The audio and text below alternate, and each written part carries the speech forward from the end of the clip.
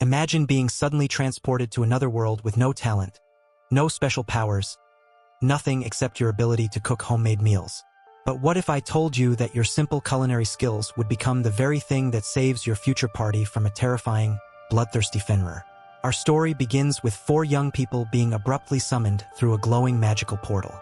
The 3 in front look like high school students, while the one standing behind them seems like a young adult who was probably on his way to work. Moments after their arrival, they're all called great heroes by a beautiful princess, who claims that the kingdom of Reichsieger has been awaiting their arrival. A hooded man steps forward and says it's a miracle their heroes actually answered the kingdom's call. He immediately asks permission to evaluate their abilities using a magical mirror. The youngest boy is scanned first. He carries a sacred sword. The 2 girls step forward next, and the mirror reveals that both can use holy magic. The princess then begs the heroes to save her kingdom, saying all their hope rests upon them. Meanwhile, our protagonist is still trying to process the situation, realizing he just got dragged into another world. The hooded evaluator notices the adult man in the back and scans him next. His name appears, Mukuta Tsuyoshi, 27 years old, and his only skill is online grocery. The teenagers instantly recognize how useless that skill must be in a magical world without internet. Trying to lighten the mood, Mukuta asks if there's any other information about him, but the evaluator simply replies, "No, that's all." Embarrassed in front of the 3 students, Mukuta is told he must now meet the king. In the throne room, the king of Reichsieger explains that the demon lord occasionally invades the kingdom, and they need the heroes' help to defeat him. The 3 teenagers, now dressed in armor, quickly agree to take on the mission. Standing behind them, Mukuta wonders what he should do. He eventually steps forward and politely tells the king that he has no combat abilities and would only drag the group down. He would prefer to live normally in the kingdom instead. The king agrees and dismisses him with 20 gold coins as compensation. Mukuta then wonders if that's even enough to start a new life. People begin to stare suspiciously at his clothes, and he realizes he'll need to blend in. After visiting a clothing shop, he leaves wearing medieval-style pants and a simple shirt. He spends the afternoon searching for a place to stay, and eventually finds a modest room with a medium-sized bed. Lying down, Mukuta feels relieved that he didn't get forced into becoming a hero, and decides he should leave the country as soon as possible. Curious, he calls out for his status screen, and to his surprise, a hologram appears. He's level 1 with basic skills like appraisal and item box. Below that, he finds his unique skill, online grocery. He tries summoning it the same way he summoned the status screen, but nothing appears. When he taps the online grocery icon instead, the screen shines brightly, and suddenly, a familiar online store page full of everyday food items pops up. Mukuta is stunned. It looks exactly like a real-world retail site. He buys a bottle of water, then a sweet snack, but he doesn't have enough balance. So he deposits a silver coin into the system and completes the purchase. In an instant, a cardboard box materializes in his room. Inside are the items he ordered. Eating his bread, Mukuta realizes his strange ability might actually be incredibly useful, maybe even profitable. More determined than ever, he decides to leave the kingdom before trouble finds him. The next day, Mukuta asks 2 children about the nearest city. A boy tells him about Kiel's, located near the border. Mukuta rushes toward a departing wagon and secures the very last seat. The driver tells him he's lucky. During the trip, Mukuta chats with an elderly merchant who proudly reveals that he acquired soap, considered a luxury item. Mukuta asks if he stores his goods in an item box, but the merchant laughs. Only 1 in 1,000 people have that ability. He also mentions that everyone dreams of having the appraisal skill, but it's restricted to heroes. Mukuta quietly realizes he needs to hide his own abilities. The merchant then asks why he's headed to Kiel's, and Mukuta admits he wants to leave the kingdom entirely. The merchant says that's smart. The borders will soon be closed. This shocks Mukuta. At the next stop, he realizes the old man was right. All travel services are suspended. In a bar, some knights explain that the kingdom doesn't want its population shrinking. Fewer people means fewer soldiers. The knights also reveal that the kingdom is at war everywhere, and even they want to leave, since they're better at hunting monsters than fighting in wars. They advise Mukuta to escape quickly. Realizing how dangerous the world is, Mukuta decides he needs a strong escort. At the guild's bar, he tells the receptionist he wants to hire one. She says the trip will cost 8 gold coins, due to the long distance and high demand. Mukuta pays, and the receptionist calls a group seated in the back. A tall blonde man stands up. He introduces himself as Werner, leader of the Iron Will Party, ranked C. Mukuda offers to cook for them if they accept. Werner agrees but wants to check with his team. When Mukuda says he's in a hurry, Werner promises they'll depart the next morning. The following day in a forest, Werner introduces the party members. Vincent the swordsman, Rita the scout, Ramon the mage, and Franca the healer. Mukuda introduces himself as well. Later, during lunch, Mukuda offers to cook. He pulls a pan and pot from his item box, catching Vincent's attention. Rita is amazed by the portable stove. Mukuda claims a friend gave it to him, though we flash back to him buying a portable gas stove from his online grocery after a shopkeeper tried selling him a magical stove for an outrageous 50 gold. He prepares sandwiches, and when the party takes their first bite, everyone freezes, overwhelmed by the flavor. Ramon praises the soup, Vincent says he's never tasted such soft bread, and Werner notes Mukuda brought something valuable. The mood lifts instantly. Rita says they made the right choice accepting the job after all. As they continue traveling, they spot strange movement in the trees. Suddenly, two butterfly-like monsters emerge. Werner and Vincent instantly draw their swords, slicing down the acid-spitting insects.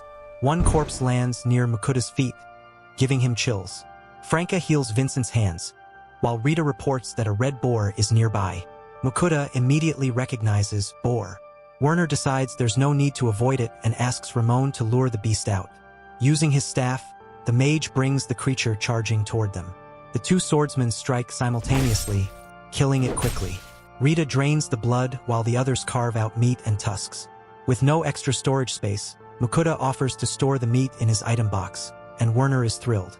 Later, during dinner preparations, Werner asks if they'll eat the same sandwiches as yesterday. Mukuda says no. Tonight there's a surprise. Nervous, he asks the party to give him space so they won't see him using ingredients from the online grocery. He prepares a pot of food using bacon, cabbage, carrots, potatoes, and sausages. When everyone takes the first spoonful, they fall silent again. But this time, paralyzed from how good it is.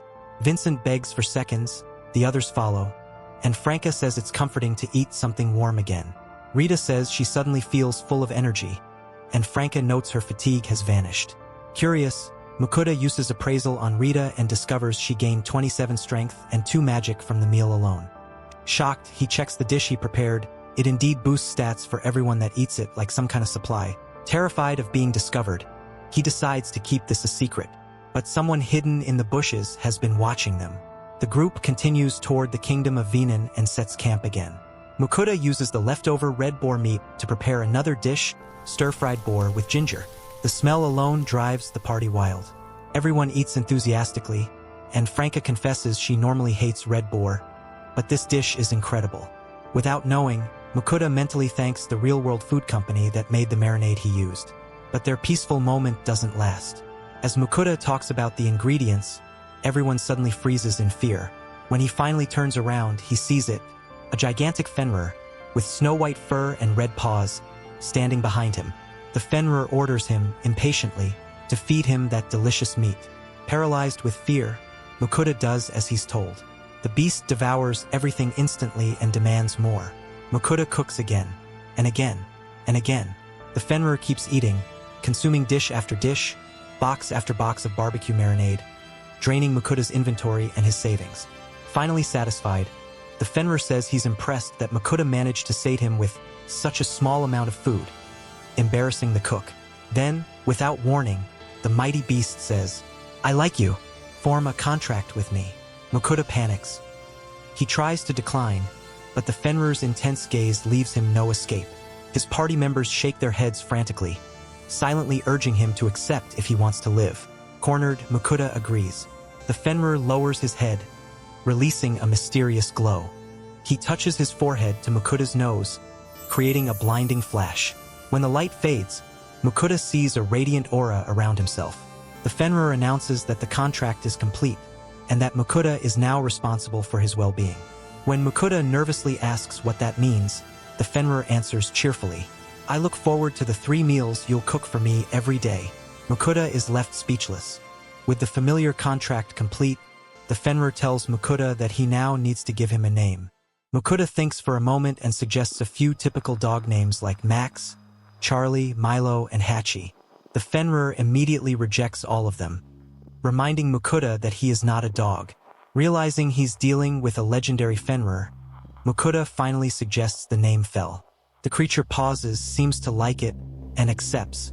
From that moment on, the great beast is called Fel.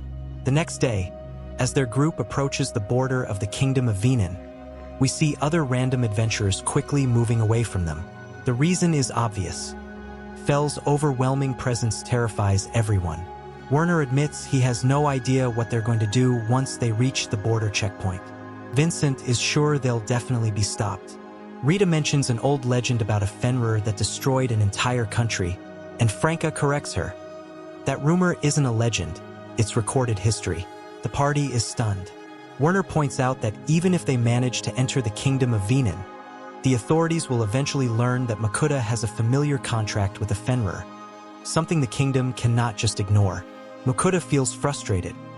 The last thing he wanted was to stand out or get involved in politics. That was exactly why he left Rijseger in the first place. Fel finally cuts in and says they don't need to worry about obstacles. He'll simply remove anything that gets in their way. The party is not exactly comforted by that line. Fel then casually changes the subject and asks if it isn't time to eat yet. Later, Mukuta checks his item box and realizes most of the red boar meat is gone. Fel ate a huge amount the night before. Fel walks up and demands meat again. Mukuta complains that their supply is low precisely because of him and says if Fel wants more meat, he should go hunt it himself. Fel thinks about it, agrees, and charges off at incredible speed to hunt. Werner immediately tells Mukuta that he's welcome to use their own meat reserves as he likes, but Mukuta insists it's better if Fel brings back whatever he wants to eat. The whole party lets out a quiet sigh of relief. Rita is impressed that Mukuta can actually give orders to a Fenrir, and Vincent admits he's come to respect Mukuta a lot. Mukuta downplays it, saying that Fel only made the contract with him because he wants to eat more of his cooking, and that, deep down, Fel is just a glutton. Their conversation is cut short when something massive slams into the ground nearby. The group flinches, then realizes Fel has already returned from the hunt, carrying an enormous bird. Werner quickly recognizes the creature. A rock bird, a rank B monster. He admits he's not sure his party could have taken one down. Vincent notes that its claws and beak can be sold for a very high price. Mukuta says he has no idea how to butcher it and will need the party's help. He asks if, aside from the meat, he can give the rest of the materials to them. Fel says he doesn't care as long as he gets the meat. The adventurers quickly agree to help dress the monster. Mukuta takes the rockbird meat, seasons it, and begins frying both sides in a pan. He drains the excess fat, caramelizes the sauce, bastes the meat, and finishes his new dish, rockbird teriyaki, served alongside onion soup. He plates the meat and sauce for his team first. Fel impatiently asks where his portion is. Mukuta calmly tells him he has to serve the party first. Otherwise, they won't have anything to eat. Fel grudgingly waits. Once he's finished serving everyone, Mukuta cooks the rest of the rockbird and gives it all to Fel, who is absolutely delighted. Later, the group finally reaches the border of the kingdom of Venin. A squad of knights is already gathering. They've clearly noticed Fel.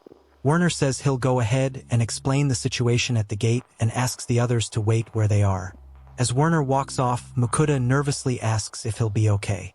Vincent reassures him that their leader will figure something out, and Mukuta just hopes nothing bad happens. Unfortunately, things don't go that smoothly. The group is soon surrounded by border knights. The captain demands to know whether Mukuta truly has a familiar contract with the Fenrir. Mukuta calmly admits that he does, stunning the knights. The captain then asks if Mukuta can really keep the Fenrir under control. Mukuta turns to Fel and asks if he plans to cause any trouble in the city. Fel indignantly replies that he shouldn't be compared to irrational magical beasts. As long as no one harms him, he will not harm the kingdom and its people. The knights are shocked that Fel can speak fluently with humans.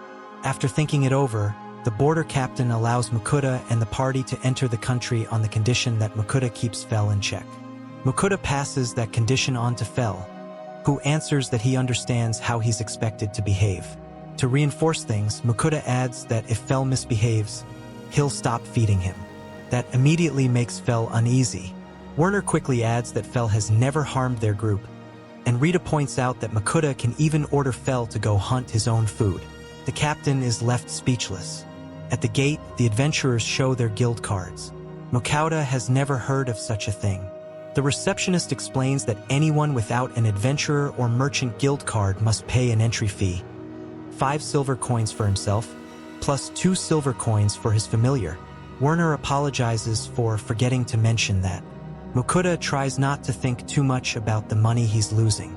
They finally pass through the border and officially enter the kingdom. Mukuda feels relieved, but Werner reminds him that Fel's presence is going to attract attention and rumors will spread through the whole country, all the way to the king. That thought shocks Mukuda. He quickly decides he has no intention of staying in this country for long. He says he wants to travel the world while selling products from his online store. Werner advises him to register with either the Adventurers Guild or the Merchants Guild. Once registered, he won't have to pay border fees in other countries. Mukuda initially considers joining the Merchants Guild only, but Vincent points out that the Adventurers Guild is better suited for buying and processing monster materials, especially from the creatures Fel will be hunting. Mukuda isn't sure if being an adventurer fits him. Franca suggests he could simply join both guilds if he can't decide. Surprised, Mukuda asks if that's allowed, and she confirms it is, though it's not very common. Ramon tells him he can decide once they get to the city, and Mukuda agrees. Inside the city, Mukuda is shocked again when he has to pay another fee just to enter the city itself, which pushes him even more toward joining a guild soon. Suddenly, a middle-aged man approaches him, introducing himself as a servant of Margrave Lindell, a local noble.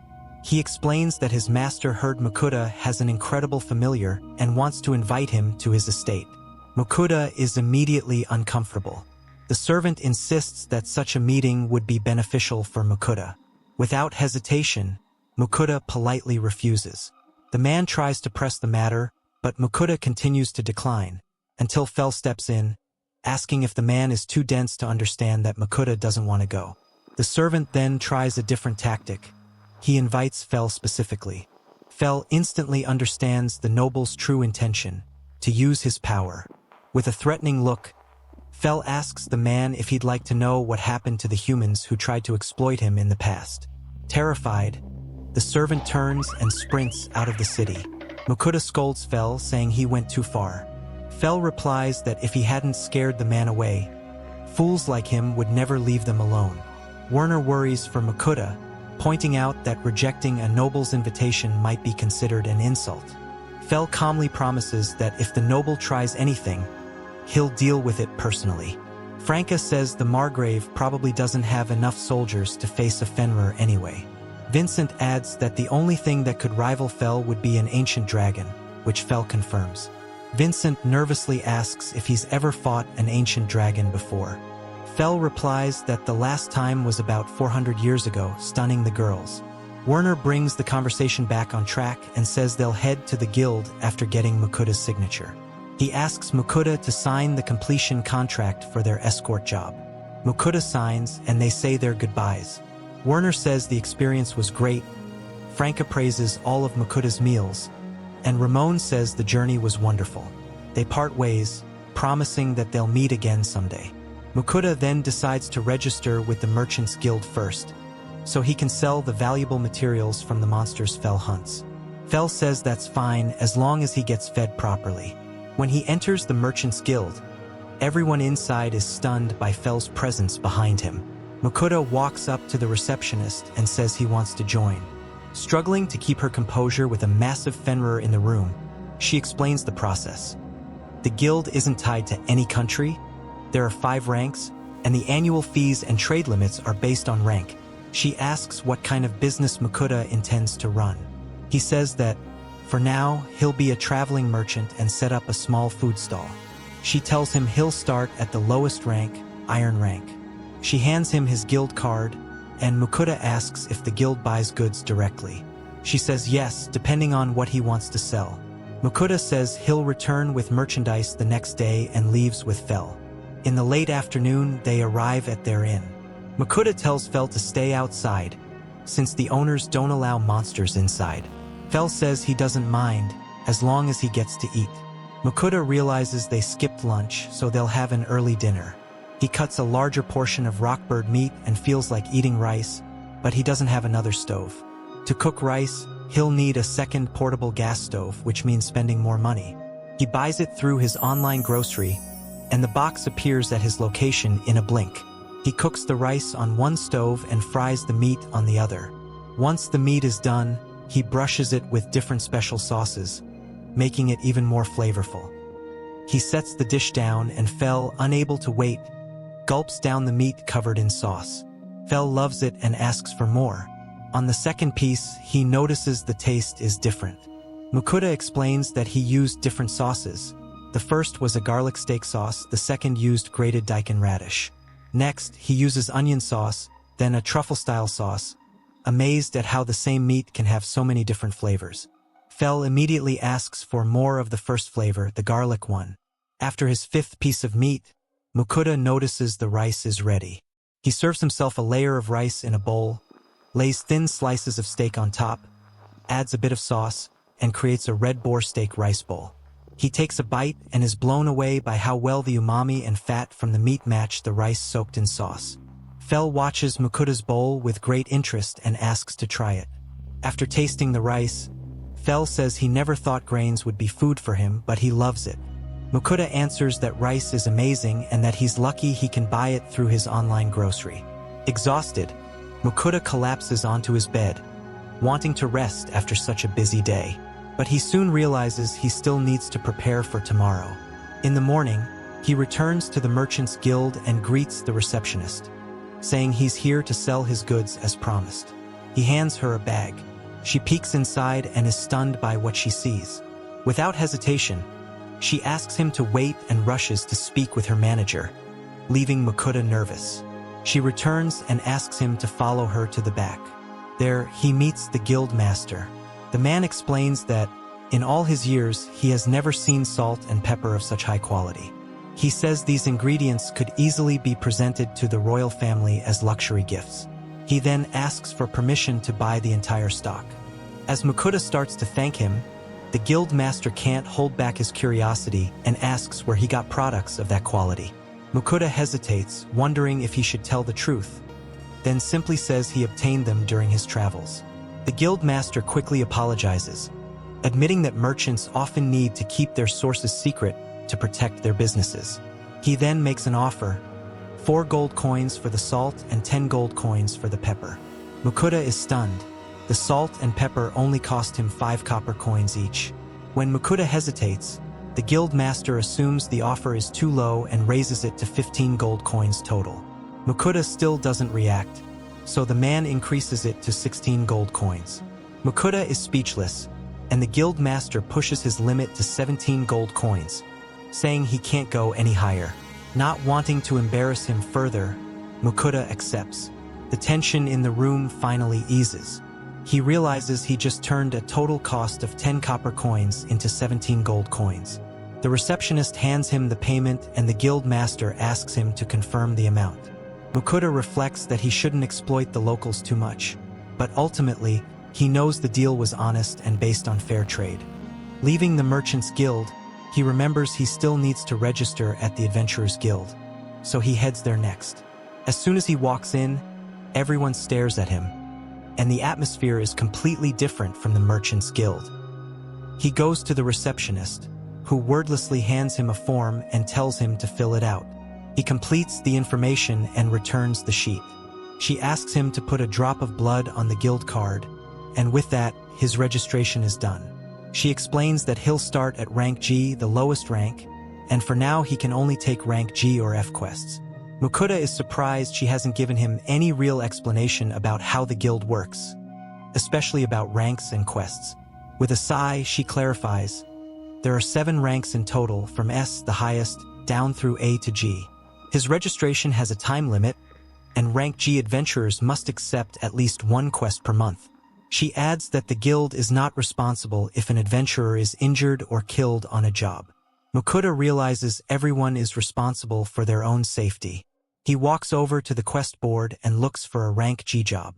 He finds a notice asking for the collection of medicinal herbs. He pulls the request from the board and says he'll do the quest the next day. On the way out of the guild, Fel announces he's hungry again and wants the same steaks as yesterday. Mukuda starts preparing the dish. Fel says he doesn't mind eating that meat every single day, but Mukuda refuses. He insists he plans to make even more delicious dishes during their journey through this new world.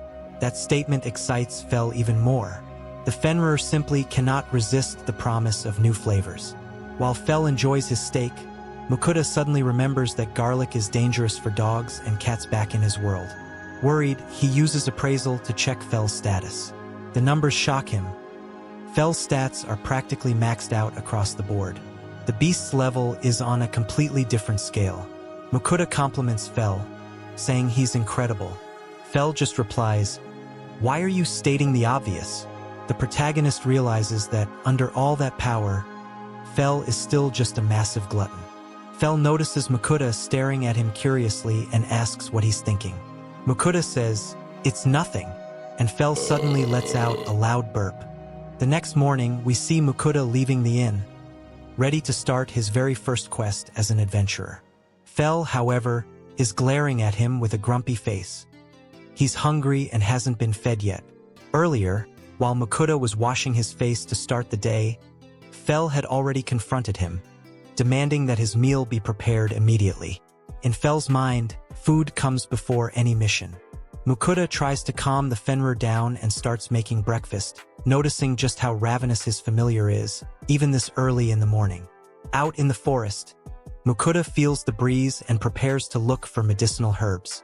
Fel is still in a bad mood, he hasn't been fed yet. Mukuda explains that they don't have enough ingredients left. If Fel wants meat, he'll have to hunt so Mukuda can cook. Mukuda says he'll go gather the herbs while Fel hunts. The beast agrees, but then suddenly stops and warns him that the forest is dangerous. He can sense several monsters nearby. This shocks Mukuda. To keep him safe, Fel releases magic and creates a protective barrier around Mukuda. He says that Mukuda will be safe as long as he stays inside the barrier, then takes off at high speed to hunt, reminding his contractor not to forget his meal when he comes back. Mukuda admits he felt genuine admiration for Fel for a second, but the gluttonous attitude kind of ruins the moment. Mukuda then starts looking for the medicinal herbs, kiayu grass and maj grass. Using his appraisal skill, he identifies the plants and finds a patch of kiayu grass first, quickly locating several more. He gathers a good amount and wonders if there's any problem with bringing more than requested. Deciding to also make lunch, he buys some cheap ingredients from his online grocery: ground beef, ground pork, canned bolognese sauce, and pasta. He chops onions, sautés them until soft, adds the meat, then pours in the bolognese sauce. As the dish nears completion, Fel catches the smell and returns, carrying another rockbird in his jaws. Fel proudly says the rockbird teriyaki Mukuda made yesterday was delicious and he wants that again. He mentions that he hunted other prey too, but couldn't bring everything at once and left the rest at the edge of the forest. Mukuda tells him they'll pick up the rest later and goes back to his cooking. He salts the water and adds the pasta, which was on sale. He comments that he'd love to make super soft Napolitan-style pasta, but today it's better to cook it al dente. He tastes a bit and loves the flavor. After plating the pasta, he spreads the sauce on top, then buys one more ingredient from his online store: grated Parmesan cheese. Once the dish is finished, Fel sniffs it and asks if humans really eat boiled vines. Mukuda explains that this is a dish from his world called spaghetti. Fel takes a bite and devours the whole plate instantly, loving the taste. Mukuda suggests he try it with grated cheese, and Fel enjoys it even more. Mukuda serves his own plate and feels happy that he can still eat food from his world, even without knowing how to get back home. Fel compliments the quality of the meal, and Mukuda notices the Fenrir's face is smeared with tomato sauce.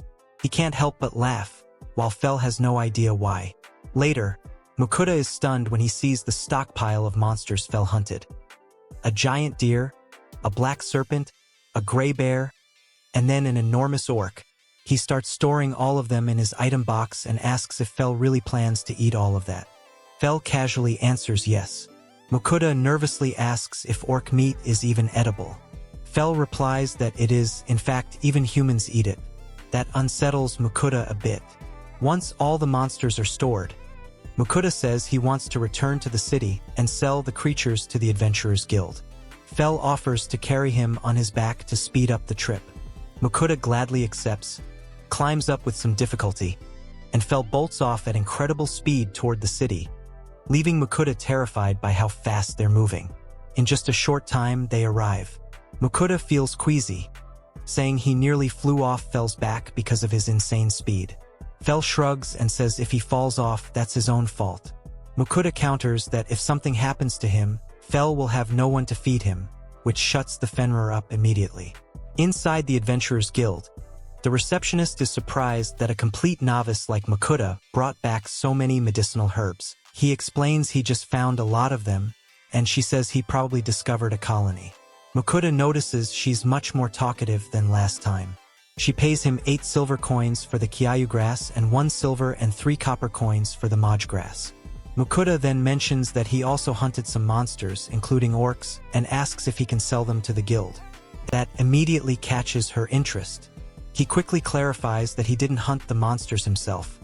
His familiar did, and it's waiting outside, sleeping. People out front are staring at Fel, arguing whether he's a great wolf or something else. The receptionist is clearly charmed by his beautiful fur, but quickly regains her composure and says that large monsters are sold in another area. At the butchering section, the butcher asks if Mukuda wants to sell something. Mukuda says it's a large quantity. He pulls 5 orcs out of his item box, and the butcher immediately tells him to stop. There's no room in this area and they need to move to the back. In the basement, the butcher mentions a rumor about a human who made a Fenrir his familiar. Mukuda doesn't comment and simply keeps unloading monster after monster from his item box. The butcher is stunned by the sheer volume and variety. He notes that all the monsters are rank B, with a few rank A mixed in. Mukuda asks if all of them are edible, and the butcher confirms they are. Mukuda asks him to just take the meat and leave the rest of the materials for the guild to handle. The butcher says he'll need a full day to process everything, and the job will only be finished by tomorrow morning. Only then will Mukuda receive payment for the remaining parts. Mukuda then asks if the butcher can at least cut some meat for him and Fel to eat today. The butcher suggests using one of the orcs. Mukuda hesitates, but the butcher insists orc meat is delicious, and Fel chimes in that it's been a while since he last ate orc and he's craving it. The butcher carves out some orc meat and hands the portion to them. Back at the inn, Mukuda isn't sure how to prepare it. He pulls out parsley and grated cheese from his online grocery, noting that ingredients stored in the item box don't spoil. He slices the meat into thin pieces to make it more tender, seasons it with salt and pepper, beats some eggs, coats the meat lightly in flour, dips it into the egg mixture, and fries it in a pan. He flips one of the pieces and decides to make another version with chopped parsley. Once the meat is cooked, he arranges the pieces on a plate. Fel is already praising how good it looks. Mukuda adds some leftover tomato sauce from lunch, and the dish is finally complete. Orc piccata with meat sauce. Fel takes a bite and loves the fluffy, tender texture.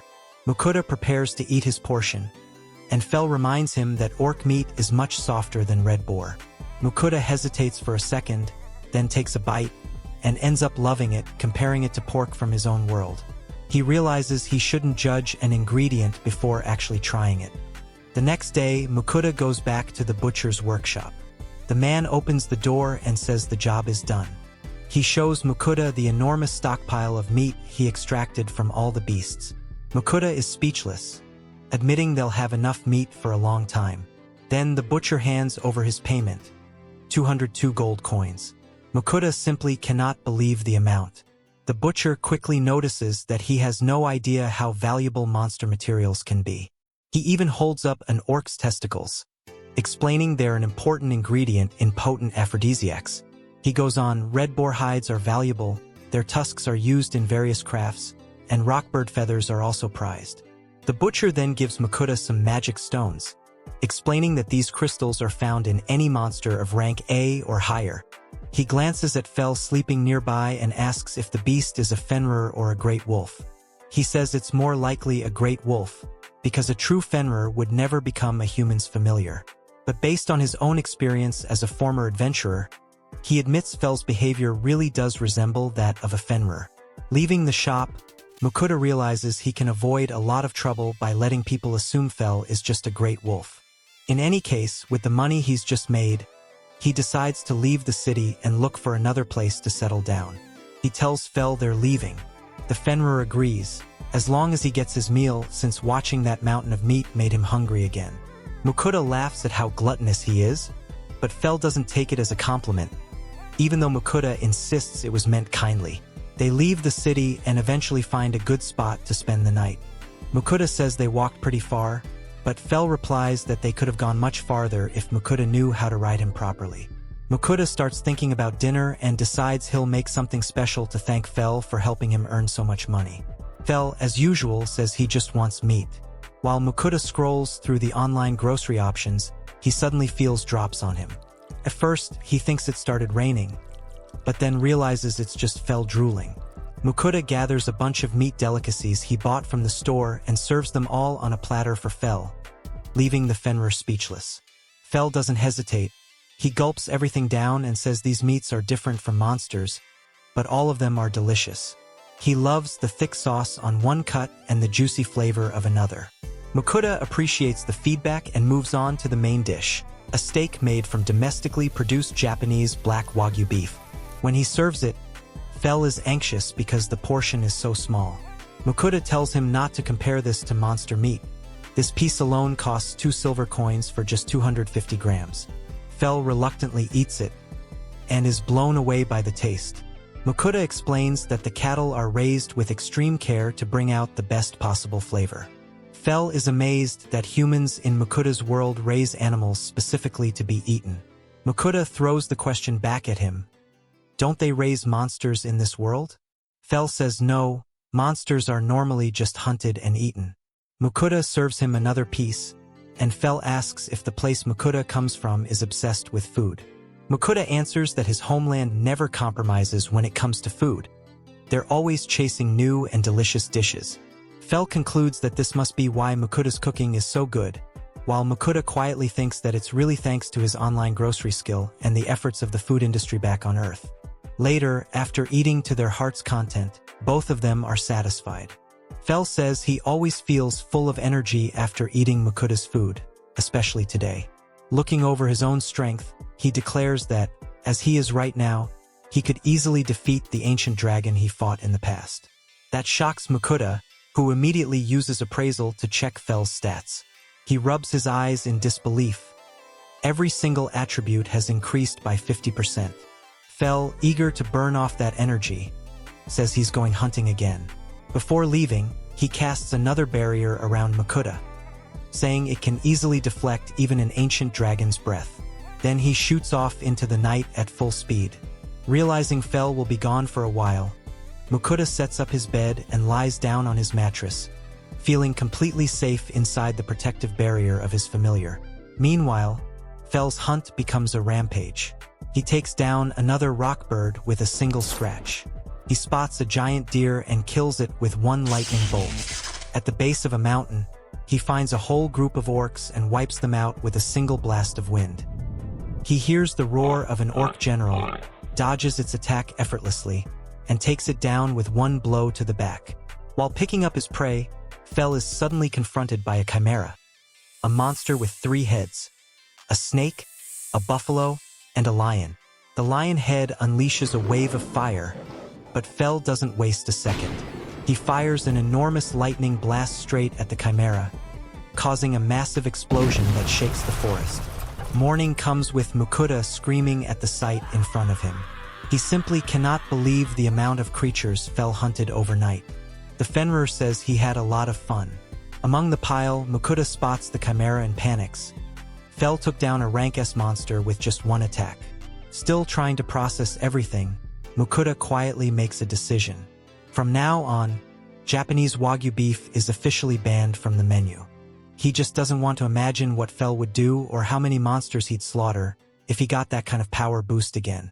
We open with Fel tasting cockatrice meat, amazed that it can be so delicious just by frying it. Mukuda explains that all he has to do is fry it slowly, skin side down, until it becomes crispy. He also mentions he adds a bit of soy sauce to a butter and lemon sauce. Fel takes another bite and comments that the flavor is lighter than rockbird, but still incredibly tasty. Mukuda says it's like comparing chicken to duck. Both are delicious in their own way. Curious, Mukuda asks if Fel uses magic when he hunts. Fel replies that he only uses it occasionally. Most of the time, he relies on his claws and fangs. However, magic is useful for wiping out large numbers of weak enemies all at once. He then reveals that he specializes in wind magic, because he was blessed by the goddess Ninrir. Fel raises his paws and fires off a small blast of wind, leaving Mukuda impressed. The Fenrir also reveals that the barrier he created around Mukuda earlier is magic as well, which surprises the protagonist. Mukuda immediately asks if he himself can use magic. Fel says yes if he has magic points in his stats. Mukuda opens his status screen and sees that he has 100 MP. He asks how to actually use magic. Fel says he just needs to imagine using it. Mukuda gets the idea and pictures himself launching a ball of fire from his hand. But nothing happens. He just stands there with his palm out, embarrassing himself in front of Fel. Fel explains that he needs to let the magic flow through his body. He allows Mukuda to touch his fur. As Mukuda lays his hand on Fel, he feels a strange warmth pulsing from his body, helping him understand how magic is supposed to move inside him. After practicing a few times, Mukuda finally manages to create a small ball of fire in his palm and throws it at an empty bottle of beer. But the fireball is so weak that it fizzles out and turns into a mere spark. Fel declares that this kind of training is inefficient. If Mukuda wants to properly learn magic, he needs to experience real combat. Mukuda immediately tries to refuse. He doesn't see himself as someone cut out for battle. Fel has no patience for excuses. He grabs Mukuda by the shirt and drags him off to a battlefield. They arrive in a region infested with goblins and hide in some bushes. Fel says goblins are perfect for practicing fireballs. Mukuda hesitates. He doesn't feel ready to fight a whole army of them. To force him into action, Fel stands up and suddenly lets out a powerful howl that echoes through the area. The goblin horde immediately notices and starts charging in their direction, specifically toward Mukuda. Panicking, Mukuda runs for his life. Fel shouts at him to attack with his fireball while he goes after the higher-level goblins himself.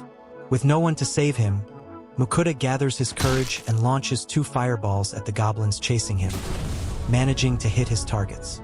But he slips on a rock and falls, and the goblins start closing in. Just as one of them is about to slash him with a sword, Mukuda is saved by his own protective barrier, which activates automatically. He watches as several goblins hack away at the barrier. It holds for now, but he realizes it won't last forever.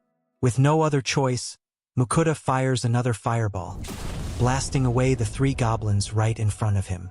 He keeps launching more shots and knocks down several more goblins, but the constant casting starts draining his energy. When he throws his final fireball, noticeably larger than the others, his body gives out. Completely exhausted, he collapses on the ground, surrounded by goblins. Fel arrives just in time, wipes out the remaining monsters, and lets Mukuda sleep. That night, Mukuda wakes up still shaken, half expecting goblins to be around him, but he's safe, lying next to Fel. The Fenrir calmly asks how his first battle went. Mukuda admits it was awful and says he'll probably have nightmares about it. Fel brushes that aside, saying Mukuda's last fireball was actually impressive. Thanks to that fight, he's now able to use magic properly. Mukuda still complains that, as a beginner, he should have started with something easier. Fel snaps back that it's Mukuda's fault for not being able to handle such a basic spell on his own. As he's grumbling, Fel suddenly notices that Mukuda has leveled up. Mukuda quickly checks his status and sees that he's now level 3, with a new skill, Fire Magic. Fel then drags over a huge goblin, a goblin king, and points out that it contains a magic stone. At his current level, Fel can easily sense any creature that has one. Knowing magic stones can be sold for a good amount of money, Fel demands that Makuta treat him to a feast of food from his world, preferably Wagyu steak. Annoyed, Makuta snaps that they already have more than enough meat and money, and Wagyu is officially off the menu for an indefinite period. Fel accepts that, but immediately adds that he's hungry and wants to eat right now. Makuta grumbles that he regrets ever introducing Wagyu to him in the first place and gets ready to cook, but suddenly loses his balance and falls to his knees. He wonders if this exhaustion is from having spent all his magic earlier. He decides he's in no condition to cook tonight. Instead, he buys a bunch of snacks from his online grocery, which confuses Fel.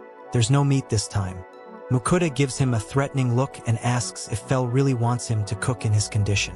Fel wisely keeps his mouth shut. Makuta looks at the package he bought, melon bread made with fermented butter. He takes a bite and savors the sweetness.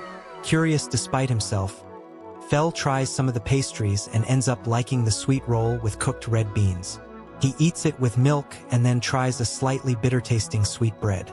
He enjoys the snack so much that he actually asks for more, surprising Makuta. Makuta warns him that if he eats too many sweets, he'll end up diabetic or with cavities. Fel scoffs and says he'll never get sick. He confidently explains that he's blessed by Ninrir, the goddess of wind, which grants him immunity to all poisons, diseases, and status ailments. Makuta is fascinated and asks for details. Fel says he was already powerful to begin with, but the goddess's blessing made him even stronger. He adds that receiving a blessing is extremely rare. Makuta calls it cheating. He grows jealous of his own familiar and concludes that, to survive in this world, he needs a divine blessing too.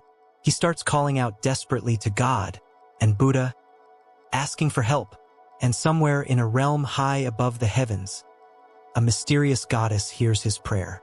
The next day, a young girl screams in fear at the sight of a wolf, drawing the attention of adventurers waiting in line to enter the city. Some guards quickly surround Makuta and Fel. Makuta hurriedly explains that the wolf is his familiar, while Fel growls at the guards. Makuta shows his guild card to prove their bond. The guard looks at Fel and asks if he's a great wolf. He has trouble believing that a rookie E-rank adventurer managed to tame a rank A monster as a familiar. As Fel starts to open his mouth, Makuta quickly covers it with his hand, trying to keep up the lie. Even so, he hears Fel's telepathic voice in his head, insisting that he is not a great wolf. The contradiction stresses Makuta out. The guard tells him to be careful with his familiar and not cause trouble in the city. Makuta says he understands. Fel once again corrects him via telepathy, and Makuta, overwhelmed, covers his ears. The Fenrir calmly explains that they can communicate telepathically because of their familiar contract. Makuta demands to know why Fel didn't say anything earlier. Fel simply replies that there hadn't been any need until now. Makuta says he is at least trying to be careful. The suspicious guard asks if he heard what he just said. Makuta apologizes and politely asks him to repeat it. The guard warns that Makuta will be held responsible for any violations committed by his familiar, including punishments as severe as execution or enslavement. Shocked, Makuta steadies himself and says he understands. Inside the city, Makuta and Fel walk through the streets, drawing plenty of stares. Makuta says they need to find a map, so they can decide where to travel next. He leaves Fel at a hut and says he's going out to look for one. Fel asks when he'll be back, and Makuta answers that he'll return as soon as he finds a map. Fel asks what happens if he doesn't find one, and Makuta says he'll still be back by nightfall. Annoyed by all the questions, Makuta tells him he's acting like an overprotective boyfriend. Fel doesn't understand what possessive boyfriend means, but he understands he's being teased. Makuta just tells him to relax and hands him some sweets to keep him occupied, which helps calm him down. In a bookstore, Makuta searches for a map but instead finds a book that teaches basic magic, which immediately catches his interest. He decides to buy it and asks the price. The shopkeeper calmly replies, 7 gold coins. Makuta is shocked at how absurdly expensive it is. The man explains that the book is rare and made of paper, which is very valuable in this world. Makuta realizes paper itself is a luxury item here. He then asks if the shop has a world map, but the owner says he'd never find something like that in a bookstore. World maps are classified state secrets. Disappointed, Makuta leaves. Outside, he spots a nearby library and thinks he might find a map there, but he ends up wasting his entire afternoon with no luck, and still has to pay 2 silver coins just to get in. He leaves the place frustrated. Makuta returns home empty-handed. Fell complains that he took too long and that his stomach is empty. Makuta tells him not to be grumpy and says he'll prepare something right away. This time, he buys ready-made food from his online grocery, yakitori and tonkatsu, 2 dishes from his world. Fell sniffs the yakitori first, then bites into it, enjoying the flavor. He savors every piece. The meaty ones, the chewier ones, the crispy ones, and the ones with more bounce. He then tries the tonkatsu and says its flavor is similar to the minced meat cutlet he ate earlier, though the meat is tougher than orc. He remarks that fried meat is delicious on its own, but the crispy coating makes it even better. Makuta notices Fell's mood improving and feels relieved. At night, Makuta cooks more rice and prepares his own meal. He dips a piece of cold tonkatsu in sauce, buries it in the hot rice so the heat warms it up and the rice absorbs the sauce. He scoops up a bite of rice and cutlet and loves the taste. Fell watches Makuta eat and starts drooling again, asking to try it. Makuta tells him he's already eaten enough, but Fell protests that it wasn't nearly enough and demands to be served right now, treating his master more like a personal servant. The next day, Makuta is walking through the city when he sees 2 drunk men stumbling out of a bar. Curious, he decides to go inside. The atmosphere is rough and unfriendly, but he steels himself and approaches 3 shady-looking adventurers. He asks if they could answer some questions. They glare at him, so Makuta quickly asks a waitress to bring them some drinks. On his tab, one of the men praises his generosity and invites him to sit with them. They agree to hear him out. Makuta introduces himself as a traveling merchant looking for information about the country he's currently in. The drinks arrive, and the men loosen up. Makuta explains that he came from the kingdom of Rijseger, and this is his first time in the kingdom of Venan. The hooded man says he's heard things have been rough in Rijseger ever since the new king took over. The bald one adds that the kingdom has started waging war everywhere just to expand its territory. The man in the hat says the eastern kingdoms of Ermin and Leonhardt are the most politically stable. The hooded man adds that those kingdoms have lots of dungeons, making them great for adventurers. Makuta isn't thrilled by the idea of visiting dungeons. He values his life too much. He then admits he doesn't have any map to travel to other kingdoms and hasn't found one anywhere, so he's just trying to gather general information about the world. The bald man places a hand on his shoulder and says they actually have a map, but they keep that little fact secret. He shows Makuta a world map that they got from an old adventurer who retired and gave it to them. The hooded man says they've already memorized it.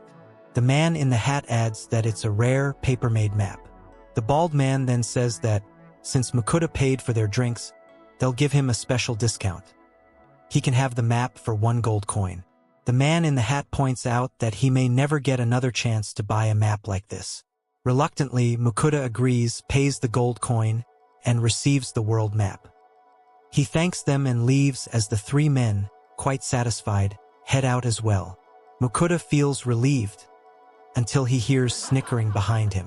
He turns around and asks if something is funny. A different adventurer asks if he, by chance, bought a map from that trio. Makuta says yes. The man pulls out his own world map, shocking Makuta. He explains that Makuta could have bought a map at the Adventurers Guild for just 1 silver coin. Makuta realizes he's just been scammed out of a whole gold coin. He starts protesting that he's been cheated, but the other adventurers remind him that it's his fault for being naive. With no way to undo it, Makuta has no choice but to accept his mistake. Later, walking through the forest, he tells Fell what happened and laments losing a gold coin so foolishly. Fell calmly reminds him that money can always be earned again. Makuta agrees and decides to focus on the map instead. He looks at the locations of the eastern kingdoms and notices they'll have to cross the sea. Fell casually mentions that sea serpents and krakens taste great. Makuta tells him not to talk about those nightmares like they're just seafood. He rolls up the map and puts it away. Then he says that it's time to face both the good and the bad of traveling through another world. And so, with Fell at his side, Mukuta continues his journey. One meal, one mistake, and one new adventure at a time. And that wraps up the first part of this incredible recap. If you enjoyed the video and want to see what happens next, make sure to subscribe to the channel so you don't miss the upcoming episode. Right now, there's another video on your screen with a fascinating story you definitely don't want to skip. Go ahead and click it. Thanks for watching, and I'll see you in the next one.